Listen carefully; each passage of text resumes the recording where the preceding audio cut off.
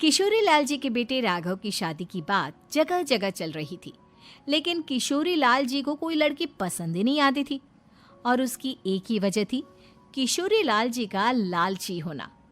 उनको लड़की वालों से मोटा दहेज चाहिए था और इसी चक्कर में एक दिन वो एक बहुत पैसे वाले के घर अपने बेटे का रिश्ता लेकर पहुंचे। उस आदमी का नाम था ओम प्रकाश। देखिए किशोरी लाल जी, मेरी एक ही बेटी है और मेरी सारी संपत्ति जायदाद सब कुछ मेरी बेटी नैना का ही है।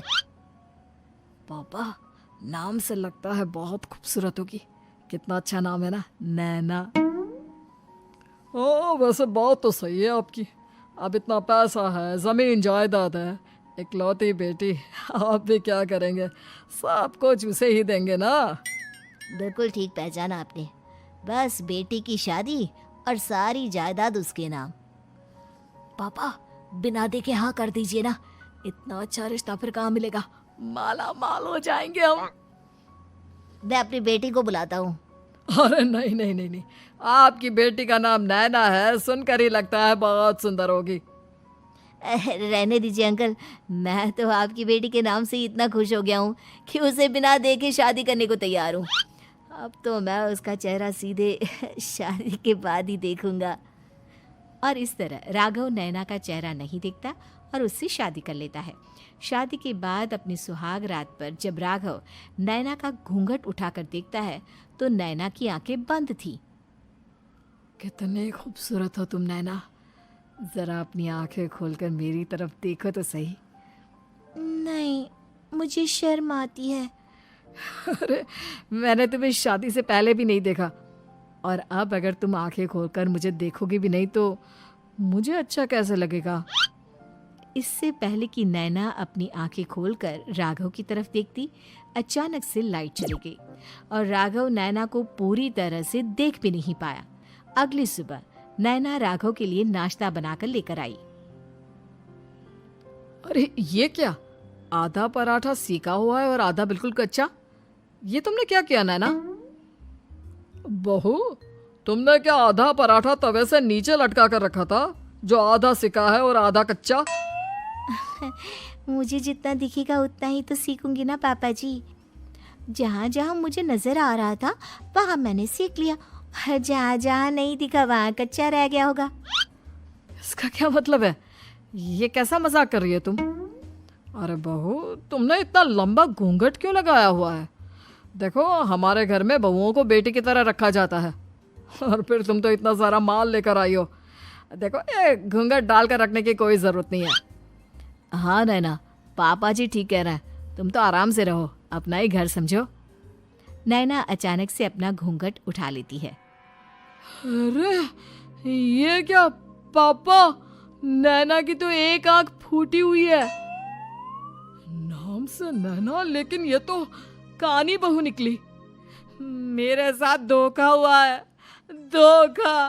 बिना दिखाए अपनी कहानी लड़की मेरे संग ब्याह दी। मुझे कहानी भी नहीं चाहिए। मुझे अभी ओम प्रकाश जी से बात करनी पड़ेगी। आखिर उन्होंने मेरे साथ ऐसा किया क्यों? अरे, आप लोगों ने ही तो पापा से कहा था कि आप लोग शादी से पहले मुझे देखना नहीं चाहते। अब मेरे पापा पर क्यों इल्जाम लगा रहे हैं? अरे लेकिन उन्हें बताना तो चाहिए था ना कि तुम कहानी हो, एक आंख से तुम्हें दिखाई नहीं देता। किशोरी लाल और राघव नाराज होकर ओम प्रकाश को अपने घर बुलाते हैं। पापा जी, ये आपने क्या किया? शादी से पहले बताया क्यों नहीं कि नैना की आंखों में परेशानी है? अरे, आप ही ने तो लड़की देखने से मना कर दिया था। और लेकिन आप बता तो सकते थे। आपको तो हमारी बेटी की प्रॉपर्टी चाहिए थी, वो भी पूरी की पूरी। अब क्या हुआ अगर उसे आधा दिखाई देता है? प्रॉपर्टी तो आपको पूरी मिल गई ना। अरे ये क्या बात हुई? मेरी शादी प्रॉपर्टी से नहीं, आपकी बेटी से हुई है। अब ये तो पहले सोचना चाहिए था, तब तो मेरी प्रॉपर्टी देखकर तुम्हारी जुबान लप आ रही थी। लेकिन मैं कानी लड़की को अपनी बीवी बनाकर नहीं रख सकता। पापा, कुछ करिए ना आप। हाँ, करता हूँ। देखिए ओम प्रकाश जी, आप हमारे साथ ऐसा नहीं कर सकते। और तुम देखो, अगर तुमने मेरी बेटी से शादी तोड़ी ना तो जो भी प्रॉपर्टी मैंने तुम्हें दी है वो तो पूरी की पूरी वापस ले ही लूँगा और आधी प्रॉपर्टी तुम्हारी भी लूँगा। अरे मेरी आधी प्रॉपर्टी भला क्यों लेंगे आप? इसलिए क्योंकि मेरी बेटी को आधा नजर आता है और उसकी नज़र अभी तक तुम्हारी आधी जायदाद पर ही पड़ी है। अब तुम उसे घर से निकालोगे तो कुछ तो लेकर जाएगी ना। और अगर हम आपकी बेटी को अपने घर की बहू बनाकर रखे तो? तो तुम्हारी पूरी प्रॉपर्टी तुम्हारी ही रहेगी और जो मैंने तुम्हें दिया है ना उसमें से बस मैं आधा लेकर जाऊंगा। अरे लेकिन अब आप अपनी दी हुई प्रॉपर्टी में से आधी वापस क्यों लेकर जाएंगे? अगर मैं आपकी बेटी को अपनी पत्नी बनाकर रखने को तैयार हूं तो? इसलिए ताकि भविष्य में अगर तुम मेरी बेटी को धोखा दो तो उसके पास कुछ तो रहे जो पति का हो। वैसे मेरे पास तो बहुत कुछ है लेकिन अपने पति की कोई निशानी तो उसके पास होनी चाहिए ना।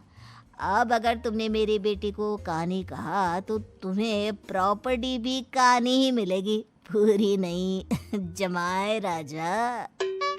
किशोरी लाल और राघव समझ चुके थे कि वो बुरी तरह फंस चुके हैं और अब उनके पास वहां से निकलने का कोई चारा नहीं है। अब समझ में आया ना, लालच बुरी बला होती है। एक तो तुम्हें प्रॉपर्टी मिली, ऊपर से बीवी मिली, उसमें तुम्हें नखरे भी दिखाने हैं। आए बड़े, चुपचाप बैठो दोनों। कुछ दिनों के बाद नैना राघव की कार लेकर बाजार घूमने निकलती है और जब कार लेकर वापस आती है, ये क्या? एक तरफ से मेरी गाड़ी पूरी खराब हो चुकी है। लगता है तुमने मेरी गाड़ी को किसी दूसरी गाड़ी के साथ एक्सीडेंट किया है। अरे अरे कितना बड़ा नुकसान कर दिया तुमने बहू। वो क्या है ना पापा जी, मुझे एक आंख से दिखाई नहीं दे रहा था, सामने से गाड़ी आ रही थी। मुझे तो सिर्फ आधा ही दिखाई दिया और वो गाड़ी मेरी कार से रगड़ते हुए निकल गई। अब मैं क्या करूं बताओ? आप इसे ठीक कराने के पैसे कौन देगा? तुम्हारे पापा। तुमने मुझसे इस तरह से बात की? अभी रुको। नैना राघव की शिकायत ओम प्रकाश को कर देती है। देखो राघव, अब जो मेरी आधी प्रॉपर्टी तुम्हारे पास थी ना उसमें से आधी और मैं लेकर जाऊंगा क्योंकि तुमने मेरी बेटी को डांटा। अरे नहीं पापा जी, गलती हो गई, माफ कर दो। गलती की तो कोई गुंजाइश ही नहीं। अगली बार मेरी बेटी को डांटा तो बची हुई आधी में से आधी और ले जाऊंगा। लालच के चक्कर में हम दोनों ने बहुत बड़ी गलती कर दी बेटा। एक तो तुम्हें कानी बहू मिली और ऊपर से जो माल मिला वो भी काना। इस तरह राघव की हर एक गलती पर ओम प्रकाश उसकी प्रॉपर्टी का आधा आधा हिस्सा लेकर अपना सारा माल वापस ले गया और राघव को कानी बीवी से काम चलाना पड़ा। भाई लालच वाकई में बुरी बला है।